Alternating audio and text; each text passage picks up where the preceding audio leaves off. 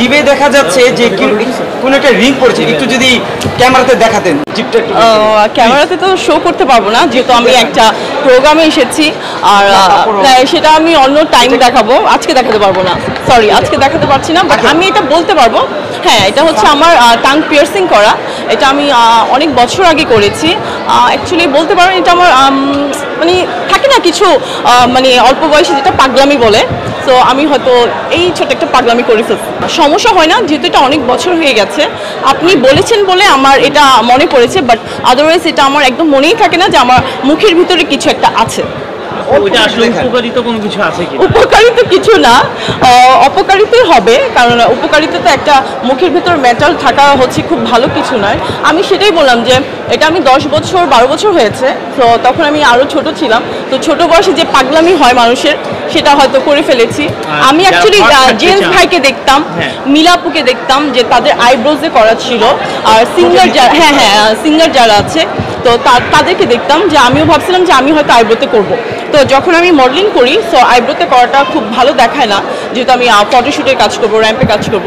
তো পরে একদিন আমি বাইরে যখন যাই ব্যাংককে, তো তখন হুট করে মাথায় আসলো যে আমি টাং পিয়ার্সিং করবো।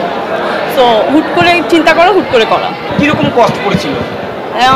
এটা অ্যাকচুয়ালি আমার খেয়াল নেই, অনেক বছর আগের কথা, তো তখন তো হয়তো কস্ট খুব একটা ছিল না, কমই হবে। এই জন্য জিভের কোনো ইফেক্ট হয় যে ফুলে যায়, ব্যথা করে? না, ওরকম কোনো প্রবলেম নেই, যেহেতু আমার কোনো অ্যালার্জির সমস্যা নেই স্কিনে, সো আমার কোনো প্রবলেম হয় না।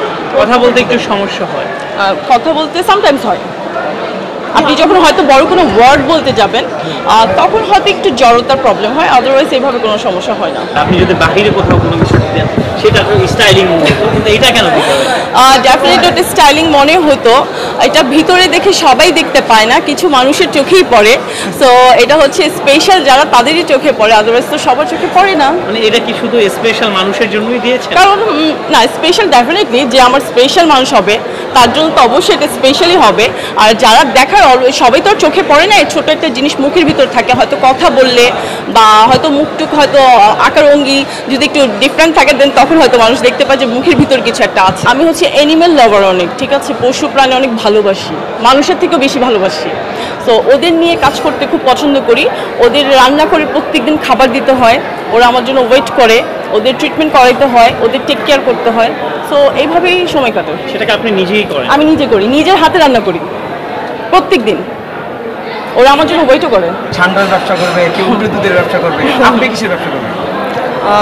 অ্যাকচুয়ালি ব্যবসা করা ভালো, উদ্যোক্তা হওয়া ভালো, কারণ হচ্ছে যে মডেলিং তো সারা জীবন পাশে থাকবে না, এইজ হবে, বিয়ে হবে, বা অনেক সময় প্রফেশন ছাড়তেও হয় অনেক কিছুর জন্য, তো বিজনেস করাটা ভালো, এটা ভালো একটা উদ্যোগ। আর সবারই হয়তো হয়তো অনেকে ফাইজলামি তো বলে যে আমি এটা করবো সেটা করবো, বাট অনেকে দেখবেন এই ফাইজলামের মধ্যে অনেক ভালো কাজ করে ফেলে, যে ছোট থেকে হয়তো কোনো একটা উদ্যোগ নিয়েছে যে আমি বিজনেস করব, বা এই জিনিসটা দিয়ে স্টার্ট করলো, সান্ডার অয়েলও যদি বিক্রি করে সেটাও যদি ভালো চলে তাহলে সমস্যা কি, বিজনেস তো দাঁড়িয়ে গেল। সান্ডার ব্যবসা করবো না, বাট সান্ডার যে জিনিসটা দিয়ে অয়েল হয় তাদেরকে বাঁচানোর চেষ্টা করবো, প্লিজ।